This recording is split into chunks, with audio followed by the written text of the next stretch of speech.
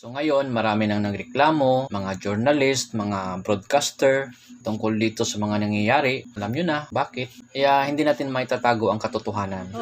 Kahit ano ang gagawin nilang manipulate sa lahat ng mga reports dyan. Ramdam na ramdam sa mga Pilipino ang kahirapan. At ramdam na ramdam sa mga Pilipino ang corruption ngayon sa ating government and every agencies in our country.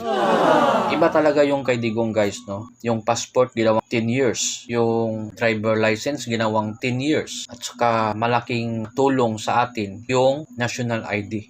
Nasaan na yon at bakit hindi pa nakukuha yung ibang national ID? Yung national ID ko hindi pa nakuha eh. Walang ginawang maganda yung government na to.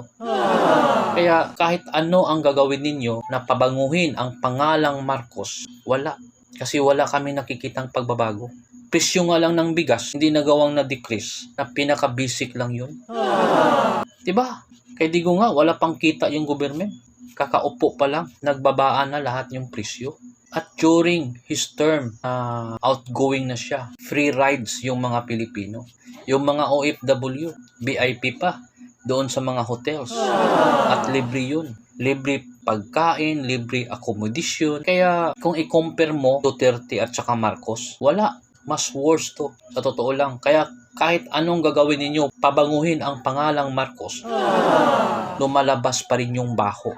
Kasi wala kayong nagawang mabuti sa mga Pilipino. Presyo nga lang ng bigas, ang dami nang namamatay sa gutom. Hindi yung nagawang i-decrease, na nandyan yan sa ating konstitusyon, na dapat i-decrease ang presyo to make it affordable to the people. At that is the government mandate. Hindi yung nagawa. Kayong mga public servant, nanawagan ako sa ating mga public official, lalo na sa mga pulis, sa mga militar, magserbisyo kayo ng maayos sa mga Pilipino, sa ating mga kababayan, lalo na sa mga mahihirap. Protektahan ninyo ang mga Pilipino kasi kami ang nagsweldo sa inyo, hindi ang ating government, hindi ang mga politisyan. Taong bayan ang nagsweldo sa inyo. Pera namin ang nilalamon ninyo. Tandaan nyo yan. Kaya maawa kayo. Mahiya naman kayo sa taong bayan. Huwag yung gayahin yung mga korap na mga politisyan. Kasi nakikita naman natin, experience natin ang lahat na nangyayari dito sa Pilipinas. Hindi naman kailangan maging matalino dito to observe everything. Hindi na kailangan maging matalino para makiramdam sa lahat ng mga nangyayari ngayon. Sa totoo lang, gising kayo, guys. Maawa kayo sa mga Pilipino. God is watching. God is watching us sa lahat nating mga ginagawa. Alam ni God yan.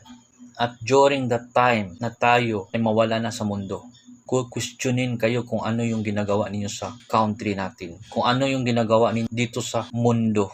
Kung kayo ba ay nagsiservisyo ng maayos, being public servant, naging patriotic sa ating country at sa ating mga kababayan, at naging concern, no? At naging protector sa ating mga kababayan.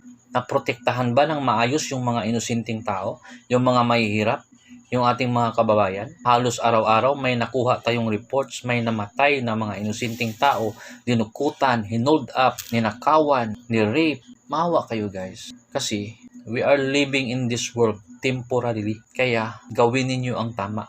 You should serve our Filipino, our people with integrity and dignity and honesty to our country and to our people. Yun lang ang panawagan namin. Kawawa yung taong bayan. Alam namin kung magkano yung pera, billions of dollars ang natanggap. Nakita namin sa mga reports. Hindi naman nagsisinungaling yung mga reports. Galing pa yun sa Amerika. Billions of dollars every country na pinuntahan ng ating Pangulo. Ilang trillion yun kung i-convert natin ng Philippine money, Philippine piso. Pero wala pa rin pagbabago. Naghihirap pa rin tayo.